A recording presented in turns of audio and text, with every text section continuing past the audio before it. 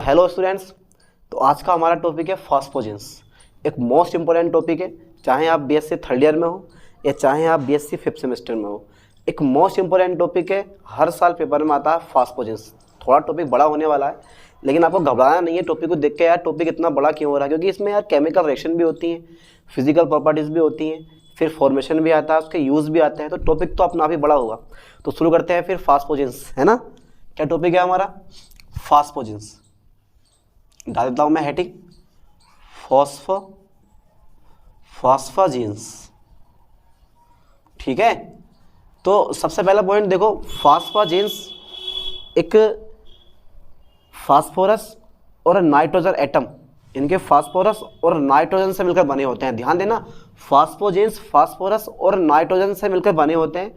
और phosphorus nitrogen के बीच में, फास्फोरस और नाइट्रोजन के बीच में यहाँ डबल बॉन्ड प्रेजेंट होता है। कौन सा बॉन्ड होता है? डबल बॉन्ड प्रेजेंट होता है। देखो पहला पॉइंट तो मैं इसमें ये लिखवाने वाला हूँ आपको कि जो ये फास्फोजेंस होते हैं, यानी कि ये फास्फोरस तथा नाइट्रोजन से मिलकर बनते हैं,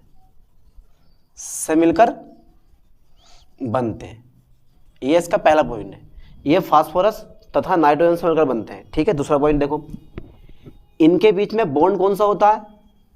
इनके बीच एक होता है सिग्मा बॉन्ड। कौन सा होता है? एक सिग्मा बॉन्ड। तथा एक क्या होता है? तथा एक पाई बॉन्ड होता है। ठीक है, दो बॉन्ड होते हैं, एक होता है सिग्मा बॉन्ड और एक होता है पाई बॉन्ड। अच्छा ये बताओ, इस सिग्मा बॉन्ड और पाई बॉन्ड में से कौन सा बॉन्ड स्ट्रॉन्ग होगा? कौन सा बॉन्ड पावरफुल है जो टूटता नहीं है? बताओ जरा, लगाओ माइंड एक बार। तो यहाँ पे जो सिग्मा बॉन्ड है ना, वो मजबूत होता है, स्ट्रॉन्ग होता है। वो ये आपने पढ़ भी रखा है यार। तो यहाँ सिग्मा बॉन्ड स्ट्रॉन्ग होगा और पाई बॉन्ड कैसा होता है? वीक होता है। ठीक है, क्योंकि ये जो होता है वो हेड टू हेड ओवरलैपिंग से बनता है और ये जो है वो साइड टू साइड ओवरलैपिंग से बनता है ना। ये साइड टू साइड ओवरलैपिंग से बनता है, ये हेड टू हेड ओवरलैपिंग से बनता है। जहाँ हेड टू हेड ओवरलैपिंग होती है वो बॉन्ड कैसा होता है? स्ट्रॉन्ग होता है। और जहाँ साइड टू साइड ओवरलैपिंग होती है वो बॉन्ड कैसा होता है? वीक होता है। और अधिकांश रिएक्शन जो होती है वो सिग्मा बॉन्ड के द्वारा नहीं होती है, वो सिर्फ पाई बॉन्ड ही द्वारा होती है। अगर कहीं पे डबल बॉन्ड प्रेजेंट है, सिग्मा बॉन्ड तो ऐसे कैसे ही रहता है ना। तो इनके बीच एक सिग्मा बॉन्ड तथा एक क्या होता है? पाई बॉन्ड होता है। ठीक, इसके बाद में सामान्य सूत्र चेक कर लेते हैं, क्या होता है इनका। चलो साहब, सामान्य सूत्र क्या होना चाहिए इनका? NPX2 का होल एन होता है। अब ये जो n है ना, n बेचारा, ये n जो है नंबर है जहां n की वैल्यू हो सकती है, ठीक है, 2 से अधिक, या तो 2 होगी या फिर 2 से अधिक, 3, 4, 5, 6 कुछ भी हो सकती है। ये जो नंबर है आपके पास, और जो ये x है आपके पास, यहाँ पर इस x की जगह आ सकता है फ्लोरीन, क्लोरीन, ब्रोमीन, आयोडीन, ठीक है, C6H5 etc कर दे जाऊँ, NH3 वगैरह, NH2 भी आ जाता है। ठीक है, बहुत सारे कंपाउंड आते हैं यहाँ पे, बहुत सारे हो सकता है। तो x इक्वल टू हो गया फ्लोरीन, क्लोरीन, ब्रोमीन, आयोडीन और फेनिल आपके पास। आदि कर दिया मैंने इसको, है ना। ये नॉर्मल फॉर्मूला है, ढंग के साथ में याद कर लो इसका। किसका? फॉस्फोजेंस। अच्छा, इसका एक नाम और होता है, हर किसी का एक निक नेम होता नहीं होता? जैसे भाई आप लोगों का भी एक ना एक निक नेम होगा कि भाई इस नाम से बुलाओ, है ना। वैसे ही इसका भी एक निक नेम होता है, और वो होता है तुम्हारे पास फॉस्फोजेंस को बोल के ना, यहाँ बोला था फॉस्फोनाइट्रिलिक हैलाइड। कितना बड़ा नाम है यार, है ना।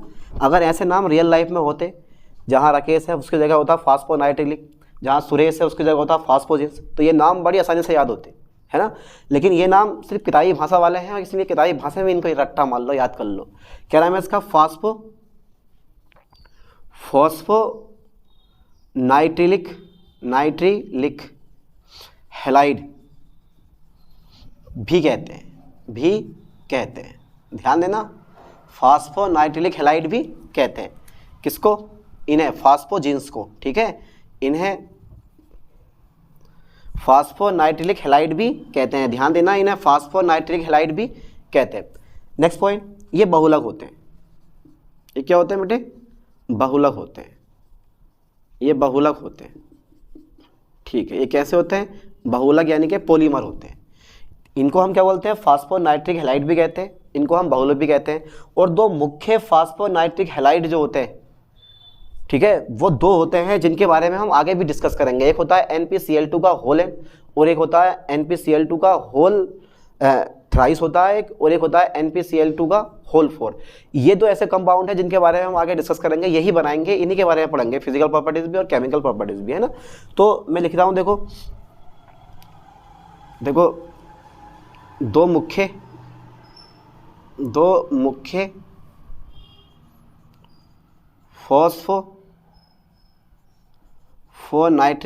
नाइट्रिलिक हैलाइड, ठीक है। एक होगा NPCl2 का होल थ्राइस, तथा दूसरा कौन सा है मेरे पास, NPCl2 का होल 4 होता है, ये होते हैं होल 4 होता है। अब इसी के बारे में इसको बनाना है हमें, और एक कंपाउंड ये वाला है, इसको बनाना है हमें, ठीक है। तो दोनों के दोनों कंपाउंड का फॉर्मेशन पढ़ लेना है, और इनकी फिजिकल प्रॉपर्टीज पढ़ लेनी है, और केमिकल प्रॉपर्टीज यूजेस, और टॉपिक हमारा फिनिश। चलो फिर, तो फास्ट पोजीशन में आप क्या देखें हम, चलो इतना तो हो गया हमारे पास। अब चेक कर लेते हैं इसका फॉर्मेशन कैसे बनाया जाता है ना। तो फॉर्मेशन में मैं रिएक्शन लिखवाऊंगा, थ्योरी आप खुद लिखोगे, क्योंकि आप केमिस्ट्री या थर्ड ईयर में हो आप, तो सिंपल सी बात है, थ्योरी आप खुद भी लिख सकते हो, इसलिए बताऊंगा मैं, लिखना तो मैं खुद है अपने आप, है ना। शुरू करें फिर। तो देखो फॉर्मेशन ऑफ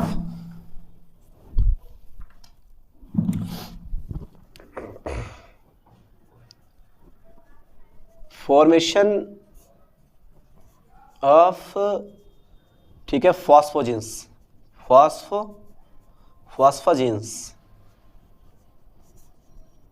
ठीक है। तो पहला नंबर ले रहा हूं मैं, पहला नंबर लूंगा मैं PCl5 द्वारा, फास्फोरस पेंटाक्लोराइड द्वारा। देखो रिएक्शन द्वारा तुम खुद बनाओ अपने आप, ये मेरे पास है। देखो एक चीज याद कर लीजिए कि फास्फोरस पेंटाक्लोराइड को अमोनिया के साथ हीट करने पर, क्या करने पर, हीट करने पर, अमोनिया के साथ हीट करने पर क्या बनता है आपका, NPCl2 का होल थ्राइस बनता है, ठीक है। देखो मैं बना रहा हूँ कैसे बनेगा। PCl5 पकड़ लो आप, प्लस NH3 पकड़ लो, ठीक है। जब करोगे ना हीट इसको, तो भैया क्या बनेगा मेरे पास, क्या बना दूं मैं, NPCl2 का होल थ्राइस, और यहाँ से मेरे पास HCl बाहर हो जाएगा, पर रिएक्शन बैलेंस नहीं है, आपको रिएक्शन बैलेंस करनी है। कैसे करोगे रिएक्शन बैलेंस, लंबा पड़ गया मैटर। बैलेंस कैसे करोगे, 3 दूनी 6 और H, 3 दूनी 6 और एक साथ बैठ रहे हैं, इधर NH3, तो कितने N है, देखो N कितने है मेरे पास, 3 है, तो मैंने यहाँ 3 लगा दिया। लो मैंने यहाँ पे 3 लगा दिया 3, ठीक है। और P कितने हैं, 3 है, तो मैंने यहाँ भी 3 लगा दिया, हो गया 3 से बैलेंस। अब 5 तिया 15, 3 तिया 9, ठीक है। H 9 HCl मेरे पास ही आ जाएगा, क्योंकि 9 H बाहर हो जाएंगे, 9 HCl हो गई बैलेंस। तो 3 दूनी 6, 9 6 15, ठीक बैठ रहे हैं, बिल्कुल बैलेंस हो गई रिएक्शन। ऐसे करके बैलेंस कर दिया करो रिएक्शन को आप, ठीक है। तो यहाँ मेरे पास बैलेंस हो गई। सेकंड नंबर अगेन फिर से मैं PCl5 लूंगा। PCl5 को किसके साथ में, अमोनियम हाइड्रोक्साइड की जगह मैं लूंगा क्लोराइड, अमोनियम क्लोराइड के साथ, ठीक है। गर्म करने पर क्या बनता है आपके पास, NPCl2 का होल N बनता है, चलो बना के देखते हैं रिएक्शन। तो PCl5 प्लस इसके एनोड लूंगा इस बार में, और एनोड लूंगा NH4Cl के, तो गरम करो, क्या बन जाएगा मेरे पास, NPCl2 का होल N, ये मैंने बना दिया, और प्लस 4 H है, तो 4N HCl मेरे पास क्या हो जाएगा, बाहर हो जाएगा। बन गया तुम्हारे पास ठीक है, फास्फोनाइट्रिलिक क्लोराइड बन गया। फास्फोनाइट्रिलिक क्लोराइड बोलते हैं इसको, फास्फोनाइट्रिलिक क्लोराइड। ऐसे ये भी कंपाउंड क्या है तुम्हारे पास, हैलाइड की जगह आप क्लोराइड भी बोल सकते हो। फास्फोनाइट्रिलिक क्लोराइड और फास्फोनाइट्रिलिक क्लोराइड याद कर लेना ढंग के साथ में, फास्फोनाइट्रिलिक क्लोराइड। चलो ठीक है, एक रिएक्शन और रह गई है इसकी, अभी एक थर्ड रिएक्शन है मेरे पास, फास्फोरस नाइट्राइल का होल N को, ठीक है, Cl2 के साथ गर्म करने पर, Cl2 के साथ क्या करने पर, के साथ गर्म करने पर, ठीक है, क्या बनता है आपका, फास्फोजिन्स बनते हैं। कर दें गर्म, चलो करके देखो जरा, Cl2 के साथ गर्म करो। तो P3N5 का होल N को Cl2 के साथ गर्म करने पर क्या बनता है मेरे पास, NaCl2 का होल थ्राइस बनता है, यानी कि होल N ले लेता हूँ मैं, होल N बनता है, होल N बनता है। देखो ये मेरे पास P3 है, N5 है का होल N हो गया, प्लस NCl3 ले लिया मैंने, NCl2, और बन गया मेरे पास NPCl2 का होल N, और प्लस बनेंगे अदर प्रोडक्ट जिनको आसवन द्वारा गर्म करने पर या छानकर अलग कर लिया जाता है और अपना शुद्ध जो है NPCl2 का होल N प्राप्त हो जाता है, यानी कि फास्फोनाइट्रिक क्लोराइड प्राप्त हो जाता है। ठीक है, 2 मेथड हो गए, कितने हो गए, 3 मेथड हो गए, 1 2 3 मेथड हो गए। फास्फोजेंस क्या होते हैं, समझ में आया क्या होता है फास्फोजेंस। और अगर फास्फोजेंस में चाहो तो इसकी स्ट्रक्चर भी बना सकते हो कुछ इस टाइप से। देखो ये फास्फोरस है, ये नाइट्रोजन है, तो फास्फोरस और नाइट्रोजन के बीच में एक सिग्मा बॉन्ड होता है और एक क्या होता है, पाई बॉन्ड होता है, या एक पाई बॉन्ड ऊपर मान लो, सिग्मा नीचे मान लो। ठीक है, बैलेंस ही पूरी करो। और Cl लगे होते हैं यहाँ, Cl लगे होते हैं यहाँ, इस टाइप से ये हो गया तुम्हारे पास कितना N, होल N। ये तुम्हारे पास क्या है, फास्फोनाइट्रिलिक हैलाइड हो गया हमारे पास। Cl जो होते हैं वो फास्फोरस के साथ जुड़े होते हैं, ध्यान देना, जो Cl होते हैं वो फास्फोरस के साथ जुड़े होते हैं। और फास्फोरस और नाइट्रोजन के बीच में कौन सा बॉन्ड होता है, डबल बॉन्ड होता है। कौन सा बॉन्ड होता है बेटे, डबल बॉन्ड होता है। देखो दिखाई दे रहा है डबल बॉन्ड, हाँ दिखाई दे रहा है डबल बॉन्ड। इसमें एक सिग्मा होता है और एक पाई बॉन्ड होता है, इसलिए कहा गया कि फास्फोरस और नाइट्रोजन से मिलकर बनते हैं कौन, फास्फोजेंस। और फास्फोरस और नाइट्रोजन के बीच में एक सिग्मा होता है और एक क्या होता है तुम्हारे पास, पाई बॉन्ड होता है ना। और Cl जो होते हैं वो फास्फोरस के साथ जुड़े होते हैं। आगे हम पढ़ेंगे ना इसके स्ट्रक्चर, तो उस स्ट्रक्चर में ध्यान देना है आपको कि इस फास्फोरस के साथ में ही Cl जुड़ेंगे। जो N है आपके पास, इसमें Cl को हम ऐड नहीं करने वाले, है ना। तो यहाँ तक का स्क्रीनशॉट लें, उसके बाद फिर पढ़ते हैं आगे को।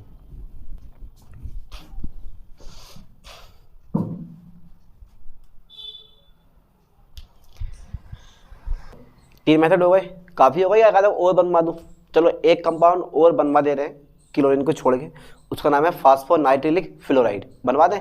चलो फिर देखो फिर, तो एक 4th नंबर और रह गया है,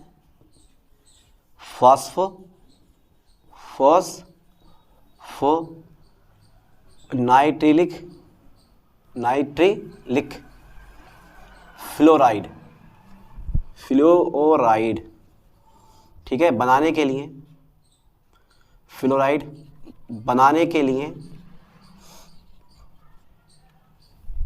ठीक है, के लिए जो आपके पास ये होता है ना NPCl2 का होल थ्राइस को पोटेशियम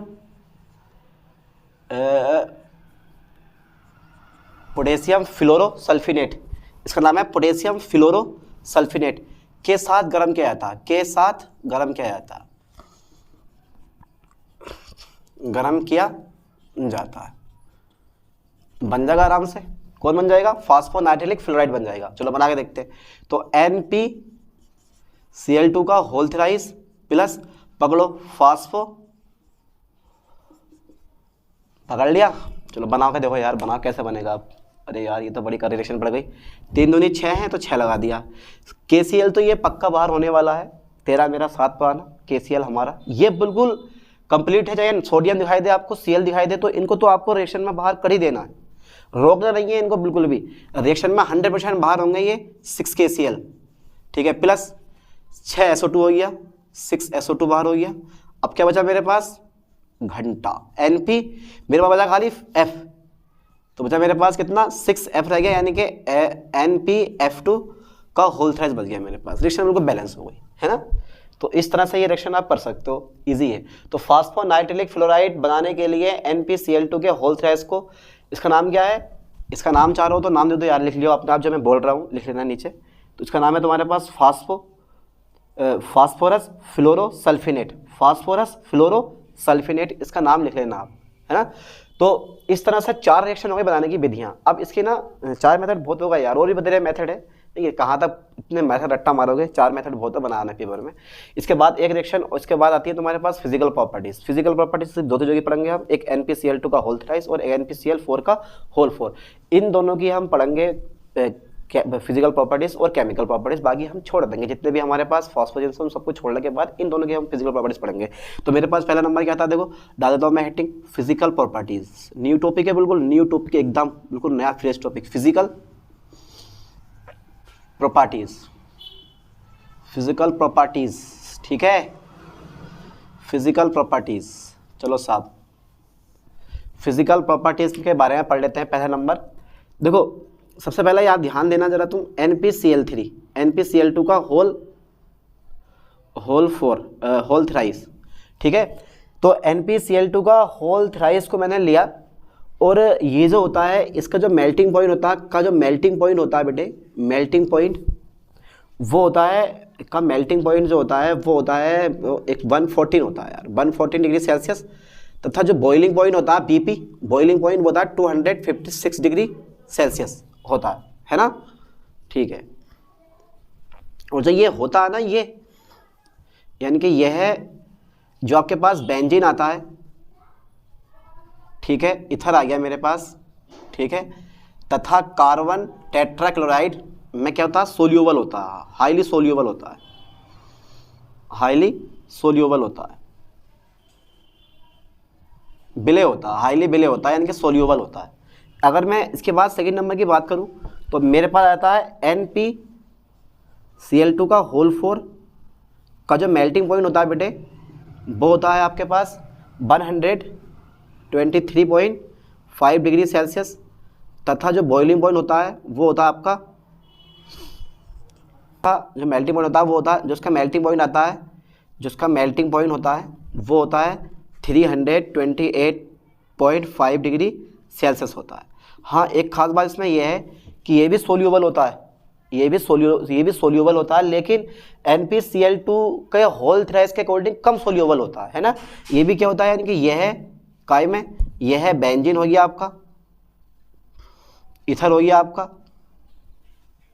तथा कार्बन टेट्राक्लोराइड हो गया। कार्बन टेट्राक्लोराइड में सोल्यूबल होता है, सोल्यूबल होता है, पर कैसा होता है, कम सोल्यूबल होता है, कम सोल्यूबल होता है, कम सोल्यूबल होता है, ठीक है। और एक खास बात, थर्ड नंबर अगर मैं लूँ तो तीनों के तीनों, दोनों के दोनों टॉक्सिक होते हैं। दोनों कैसे होते हैं, टॉक्सिक होते हैं, ध्यान देना, दोनों टॉक्सिक होते हैं, दोनों टॉक्सिक होते हैं, ठीक है।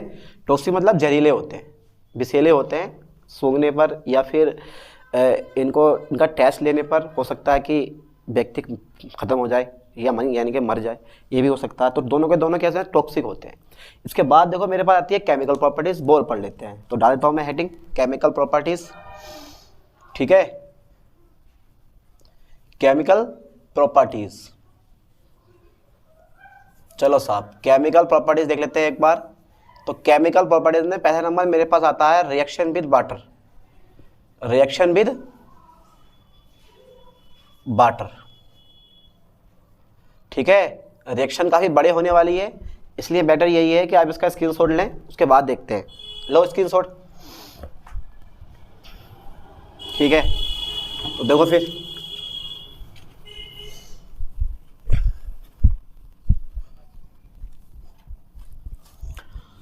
देखो रिएक्शन विद वाटर करवा रहा हूँ। तो सबसे पहले तो देखो NpCl3 NpCl2 NpCl2, देखो मैं क्या लिखने वाला हूँ, फास्फोरस N, ठीक है, फिर P और फिर मेरे पास N, है ना। अब मैंने बोला कि फास्फोरस के साथ में Cl जुड़े होते हैं, फास्फोरस के साथ में Cl जुड़े होते हैं इस टाइप से,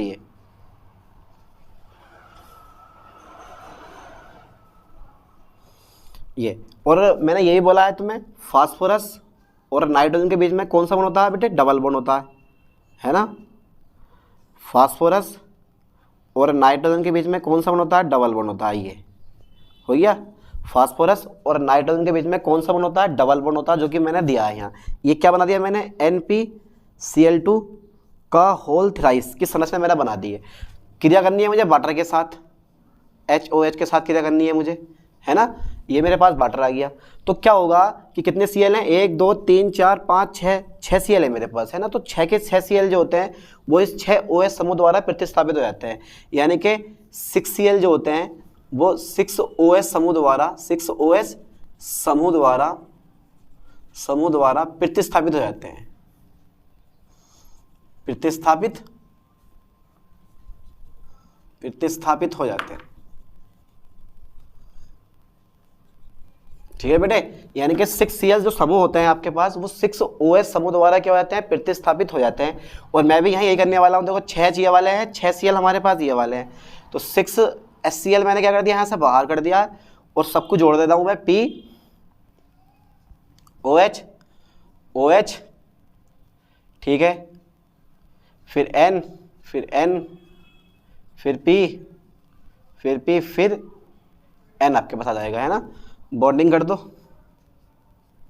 और यहाँ भी OH और यहाँ भी OH, फिर यहाँ भी OH और यहाँ भी आपका OH, ठीक है। इस टाइप से मैंने कंपाउंड बना दिया, बन गया कंपाउंड तुम्हारे पास, ऐसा बन जाता। और बाहर क्या हुआ, यहाँ से 6HCl, यहाँ से क्या हो गया हमारे पास, बाहर हो गया, है ना। तो पहली रिएक्शन हुई मेरे पास वाटर के साथ क्रिया, जब रिएक्शन विद वाटर करी तो OH समूह ने इन सारे के सारे Cl समूह को बाहर निकाल दिया। ध्यान देना इस रिएक्शन पे, है ना। अब इसके बाद पढ़ते हैं सेकेंड रिएक्शन, और वो सेकेंड रिएक्शन आती है तुम्हारे पास रिएक्शन विद अमोनिया पढ़ लेते हैं, ठीक है। रिएक्शन विद अमोनिया पढ़ लेते हैं, या फिर फ्रीडल क्राफ्ट रिएक्शन पढ़ लेते हैं। पहले यहाँ तक का स्क्रीनशॉट ले लो आप, इस रिएक्शन को उतार लो, उसके बाद करवाता हूँ। सेकेंड नंबर आती है रिएक्शन मेरे पास फ्रीडल क्राफ्ट अभिक्रिया। कौन सी आती है, फ्रीडल क्राफ्ट रिएक्शन, ठीक है, फ्रीडल क्राफ्ट रिएक्शन। जरा थोड़ा ध्यान देना इस लाइन पे मैं कैसे बना रहा हूँ रिएक्शन को, ठीक है। तो सबसे पहले देखो, मैं P N N फिर P फिर P फिर N, ठीक है। ये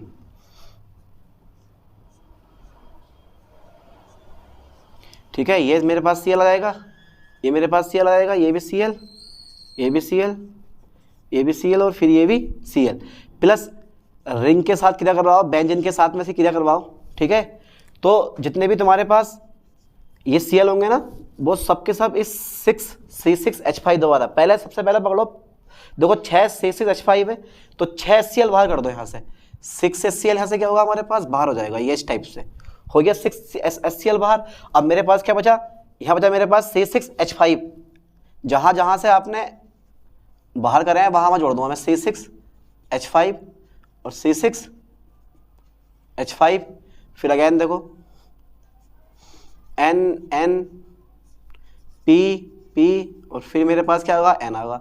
तो यहाँ भी C6H5, यहाँ भी C6H5, फिर यहाँ भी, गलत हो गया, यहाँ नहीं आएगा, इस फास्फोरस के साथ हमें ऐड करना है C6H5 C6H5, फिर यहाँ भी C6H5 और C6H5, ठीक है। ये मेरे पास कंपाउंड बन गया, इसको बोलते हैं हम डाइफेनिल व्युत्पन्न, डाइफेनिल व्युत्पन्न, ये बना डाइफेनिल व्युत्पन्न, डेरिवेटिव, ठीक है।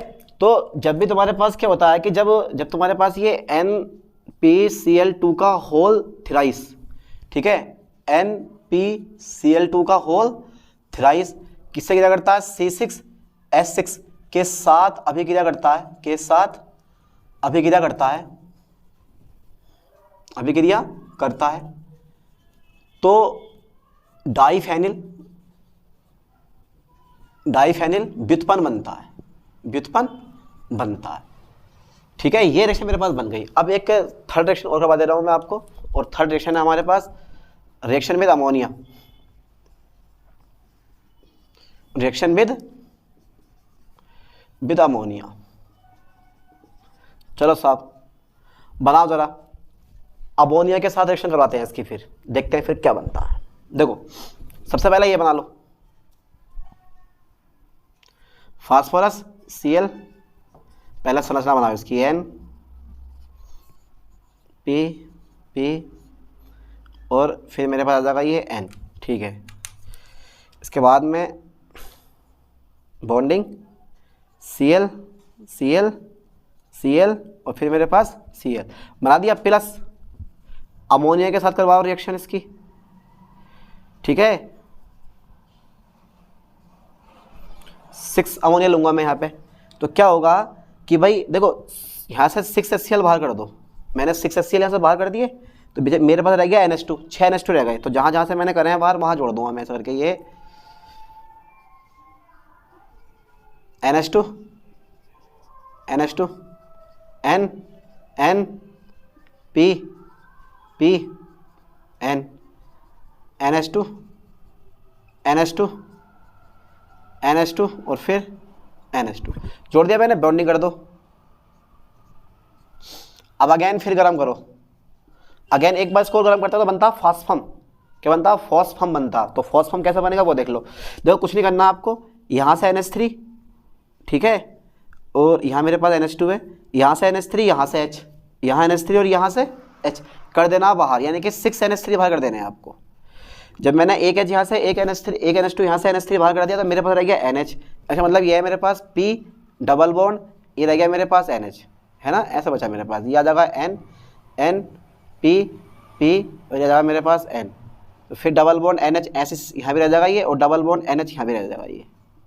तो ये बन गया मेरे पास फॉस्फम, फॉस्फम ठीक है, फॉस्फम बना मेरे पास ये। और यहाँ से मैंने 6 NH3 क्या कर दिया, यहाँ से बाहर कर दिया। हो गई रिएक्शन विद अमोनिया, है ना। तो मैं क्या लिखूंगा यहाँ पे कि सबसे पहले देखो लिखना आपको कि जब NPCl3 NPCl2 का होल थ्राइस अमोनिया के साथ क्रिया करता है तो एक कंपाउंड बनता है, एक अमोनिया व्युत्पन्न बनता है, एक एमीन व्युत्पन्न बनता है, जिसे गर्म करने पर फॉस्फोम बनता है। आप चाहो तो लिख भी सकते हो। क्या लिखना आपको, जब NPCl2 का होल थ्राइस ठीक है अमोनिया के साथ, किसके साथ, अमोनिया के साथ क्रिया करता है तो एमीन व्युत्पन्न बनता है, एमीन व्युत्पन्न बनता है, जिसे गर्म करने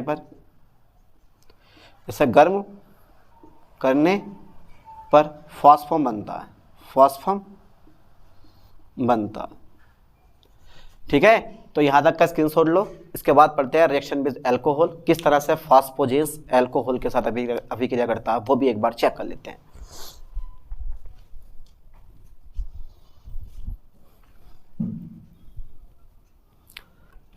तो एक रिएक्शन और करवा दे रहा हूँ, बस एक या दो रिएक्शन, बहुत है यार, इतनी रिएक्शन बहुत रट्टा मार लिया रिएक्शन पे ठीक से, पेपर में आगा जरूर टॉपिक पक्का पेपर में ये वाला।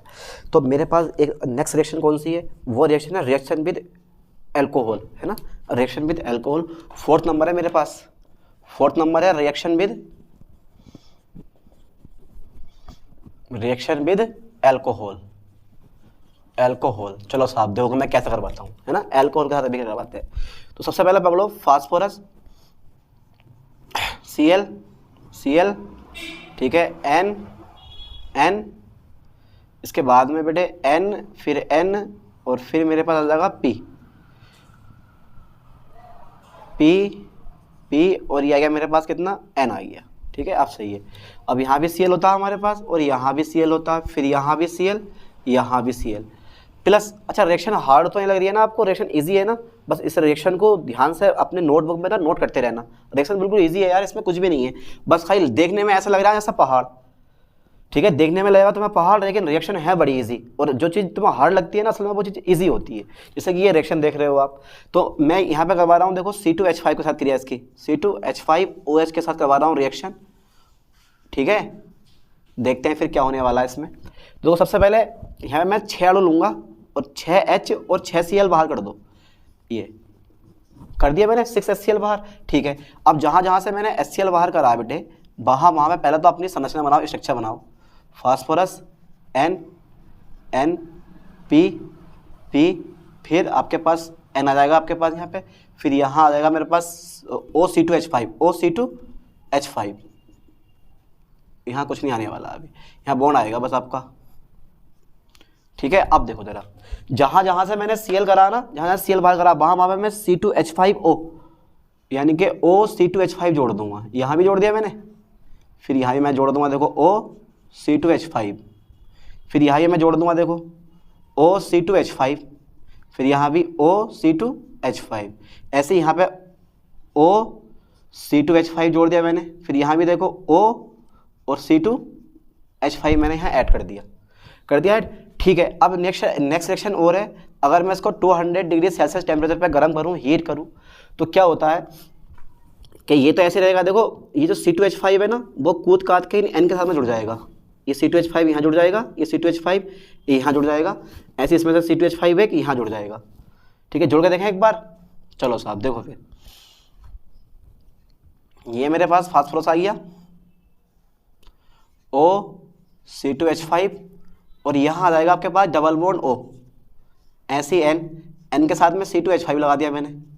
ठीक है, ऐसे इस वाले N के साथ में इसका C2H5 लगा दिया मैंने, ये वाला C2H5 लगा दिया। इस P के साथ में आ जाएगा डबल बॉन्ड O और OC2H5। ऐसे इस P के साथ में आ जाएगा तुम्हारे पास डबल बॉन्ड O और OC2H5 और ये आ गया मेरे पास N। ठीक है, ये आ गया मेरे पास C2H5। ठीक है, ऐसे कंपाउंड बन जाता है एक नया, यानी कि इसको बोलते हैं आइसोमर व्युत्पन्न। क्या बोलते हैं इसको हम? आइसोमर व्युत्पन्न। आइसोमर व्युत्पन्न बन जाता है, आइसोमर व्युत्पन्न बन जाता है ना। तो कहने का मतलब यहाँ ये होता है कि जब देखो जब NPCl2 का होल थ्राइस, ठीक है, C2H5 किसके साथ में? C2H5OH के साथ रिएक्ट करता है, क्रिया करता है तो कौन ये, जब C2H5OH के साथ क्रिया करता है तो जो Cl परमाणु होते हैं वो एल्कोक्सी समूह, कौन सा एल्कोक्सी समूह? एल्कोक्सी समूह कौन सा लिया है मैंने? C2H5O द्वारा प्रतिस्थापित हो जाता है, जिसे 200 डिग्री सेल्सियस ताप पर गर्म करने पर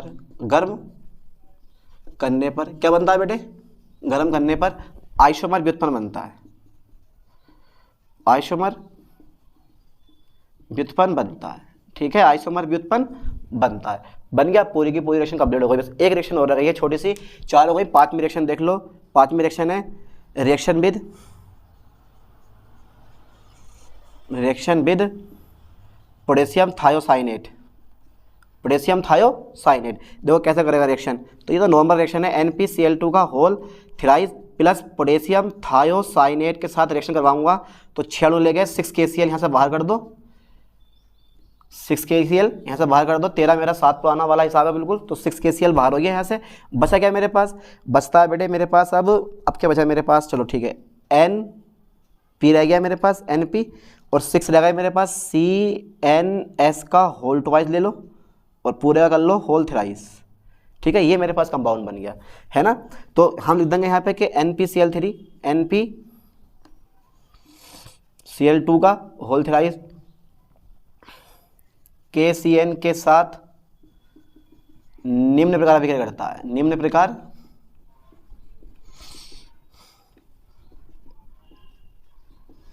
अभिक्रिया करता है, निम्न प्रकार अभिक्रिया करता है। किसके साथ में? KCN के साथ में निम्न प्रकार अभिक्रिया करता है। इस टाइप से इसका नाम होता है, लिख दे रहा हूं मैं, पोटेशियम, ठीक है, थायोसाइनेट, पोटेशियम थायोसाइनेट। अब इसके रह गए यूज। क्या रह गए इसके? यूज रह गए। तो यूज जो होते हैं देखो, फास्फोजिन्स के यूज, सबसे पहला यूज ये होता है कि स्ट्रॉन्ग प्लास्टिक क्या बनाने का काम आता है? स्ट्रॉन्ग प्लास्टिक और फोम आ गया, रेसे आदि बनाने का काम में आता है।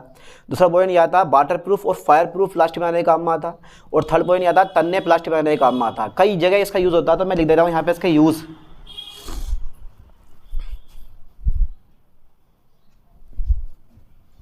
देखो इसके लिख रहा हूँ मैं उपयोग, ठीक है। तो पहला जो उपयोग आता है ना इसका बेटे, जो पहला उपयोग है, सबसे पहला उपयोग वो होता है स्ट्रॉन्ग, ठीक है, प्लास्टिक, फोम तथा फाइबर, रेशे बनाने के काम में, बनाने में, ठीक है।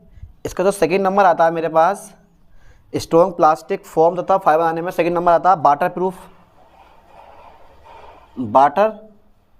प्रूफ तथा फायर प्रूफ प्लास्टिक बनाने में, ठीक है। और जो मेरे पास थर्ड नंबर इसका आता है, इसका जो थर्ड नंबर मेरे पास आता है वो थर्ड नंबर आता है तन्य प्लास्टिक, तन्य प्लास्टिक बनाने में।